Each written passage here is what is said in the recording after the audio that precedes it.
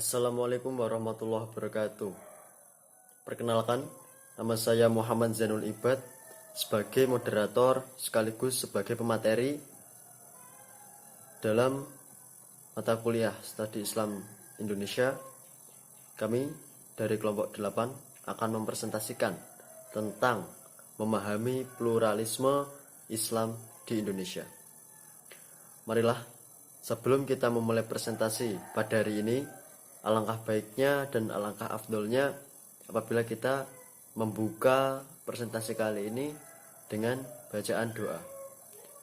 Al-hadiniyah lahumul al-fatihah.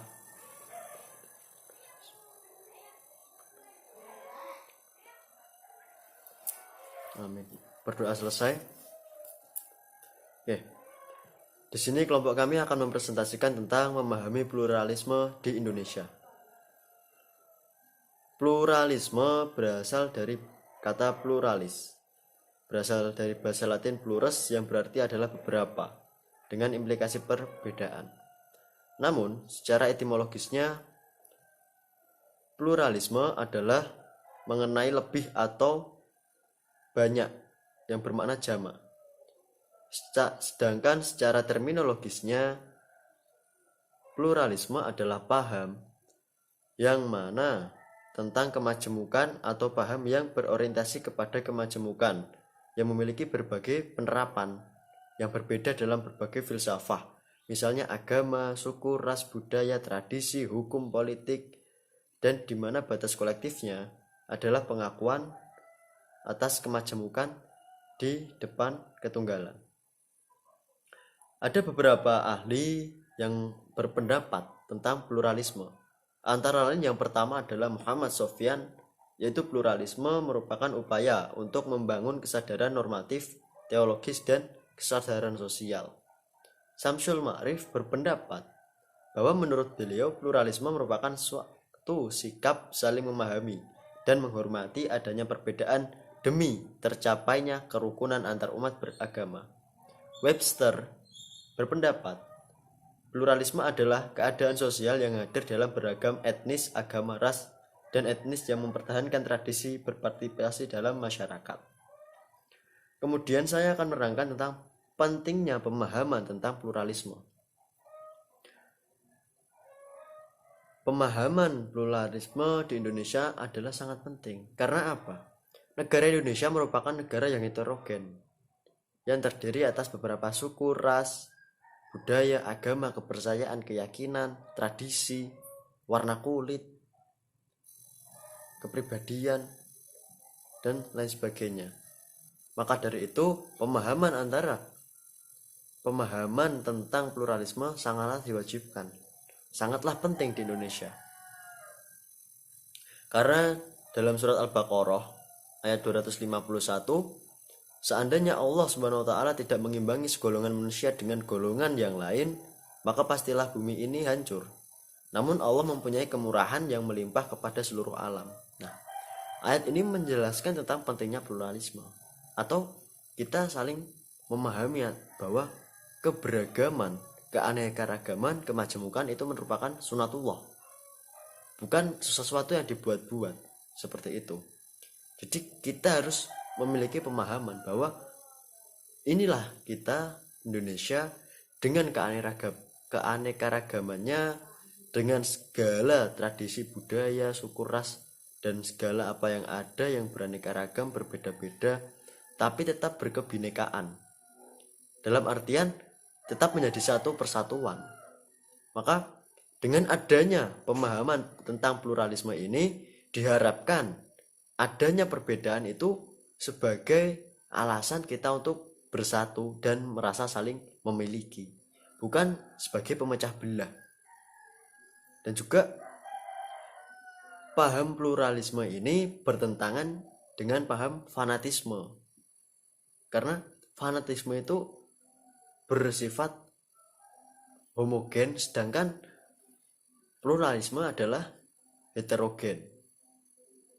Nah, dalam konteks Indonesia, masyarakat Indonesia sudah mengakui tentang adanya pluralisme, yaitu awalnya pada era Majapahit, di mana sudah disebut dengan kata Nusantara. Tapi ketika berubah menjadi Indonesia, meskipun belum resmi, sudah ada peristiwa Sumpah Pemuda pada tanggal 28 Oktober 1928. Nah, dengan adanya peristiwa ini berarti kita sebagai masyarakat Indonesia sudah mengakui bahwa adanya pluralisme. Seperti itu. Makanya demi kemajuan dan terciptanya kerukunan, penting untuk ditanamkan paham-paham pluralisme. Demikian dari saya. Kemudian akan dilanjut oleh rekan saya. Waktu dan tempat saya persilahkan. Assalamualaikum warahmatullahi wabarakatuh. Baiklah teman-teman, di sini saya akan menjelaskan tentang kontroversi pluralisme agama di Indonesia. Para cendekiawan Muslim Indonesia telah terlibat dalam sejumlah diskursus tentang Islam dan pluralisme, bertolak dari pandangan bahwa Islam merupakan agama kemanusiaan fitrah, yang berarti cita-citanya sejajar dengan cita-cita kemanusiaan universal. Nurwalis Majid berpendapat bahwa cita-cita keislaman sejalan dengan cita-cita manusia Indonesia pada umumnya. Ini adalah salah satu pokok ajaran Islam. Oleh karena itu, sistem politik yang sebaiknya diterapkan di Indonesia adalah sistem yang tidak hanya baik untuk umat Islam saja, tetapi juga membawa kebaikan untuk semua anggota masyarakat. Dengan kata lain, diperlukan sistem yang menggantungkan semua pihak, termasuk mereka yang non-muslim. Menurutnya, pandangan ini telah memperoleh dukungan dengan sejarah awal Islam. Nurwalis menyadari bahwa masyarakat Indonesia sangat pluralistik dari segi etnis, adat istiadat, dan agama. Dari segi agama, selain Islam, analisis menunjukkan bahwa hampir semua agama, khususnya agama-agama besar, dapat berkembang subur dan terwakili aspirasinya di Indonesia. Oleh sebab itu, masyarakat toleransi atau hubungan antar agama menjadi sangat penting. Islam ajaran yang dengan sempurna menampilkan universalisme adalah 5 jaminan dasar yang diperlukan Islam kepada warga masyarakat, baik secara perorangan maupun kelompok. Kelima jaminan dasar tersebut adalah: 1. Keselamatan fisik warga negara. 2. Keselamatan keyakinan agama masing-masing. 3. Keselamatan keluarga dan keturunan. 4. Keselamatan harta benda dan milik pribadi. Dan yang terakhir, keselamatan profesi. Dalam konteks masyarakat Islam yang pluralistik ini, Abdurrahman mengharapkan agama cita-cita untuk menjadikan Islam dan umat Islam sebagai pemberi warna tunggal baik kehidupan masyarakat. Di samping, ia juga menolak jika Islam dijadikan alternatif terhadap kesadaran bangsa yang telah begitu kuat tertanam dalam kehidupan masyarakat Islam. Baiklah teman-teman, hanya ini yang dapat saya jelaskan. Mohon maaf bila banyak kesalahan. Assalamualaikum warahmatullahi wabarakatuh. Perkenalkan, nama saya Emrod Mahfud dengan NIM 43020190049. Baiklah, di sini saya akan mempresentasikan atau melanjutkan presentasi dari teman saya dengan tema memahami pluralisme di Indonesia, Islam di Indonesia. Baiklah, saya akan melanjutkan, yaitu bagian kedua, pluralisme agama dalam Islam. Makna pluralisme kini lebih sempit pada pluralisme agama. Untuk itu, penulis ingin memaparkan pandangan Islam terhadap pluralisme agama, sebuah organisasi swadaya masyarakat yang fatwanya memberikan kontribusi cukup memukau dalam beberapa permasalahan.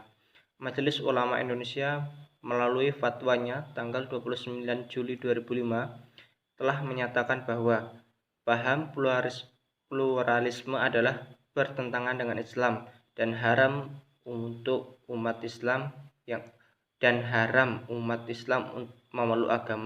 memeluk paham ini. MUI mendefinisikan pluralisme agama sebagai suatu paham yang mengajarkan bahwa semua agama adalah sama, dan karenanya kebenaran setiap agama adalah relatif. Oleh sebab itu, setiap pemeluk agama tidak boleh mengklaim bahwa hanya agamanya saja yang benar, sedangkan agama yang lain salah. Pluralisme juga mengajarkan bahwa semua pemeluk agama akan masuk dan hidup berdampingan di surga. Dr. Anis Malik Toha, pakar pluralisme agama yang juga Mustasyar NU Cabang Istimewa Malaysia, mendukung fatwa MUI tersebut dan menyimpulkan bahwa pluralisme agama memang sebuah agama baru yang sangat terstruktur terhadap Islam dan agama-agama lain. Jadi MUI mendefinisikan pluralisme itu sebagai agama yang paham yang mengajarkan bahwa semua agama adalah sama dan karenanya kebenaran setiap agama adalah relatif. Seorang pakar pluralisme agama juga telah mengeluarkan fatwa bahwa ia sepaham dengan fatwa MUI dan menyimpulkan bahwa pluralisme agama memang sebuah agama baru yang sangat destruktif terhadap Islam dan agama-agama lainnya. Dari saya cukup sekian, mohon maaf apabila ada. Terima kasih atas perhatian teman-teman semuanya, dan juga saya sebagai moderator mewakili rekan-rekan saya mengucapkan mohon maaf apabila penjelasan kami ada kekeliruan ataupun kesalahan. Demikian presentasi kami tutup. Wabillahi taufiq wal hidayah. Wassalamualaikum warahmatullahi wabarakatuh.